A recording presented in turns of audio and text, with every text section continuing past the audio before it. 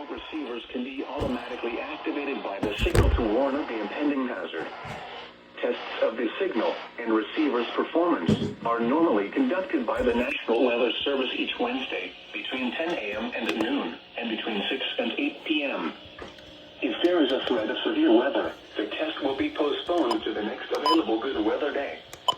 Reception of this broadcast, and especially the warning alarm tone, will vary at any given location. This variation, normally more noticeable at greater distances from the transmitter, can occur even though you are using a good quality receiver in good working order.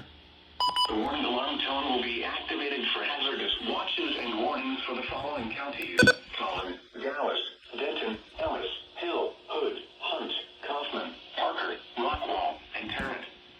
This concludes the test of weather radio station KEAS C56.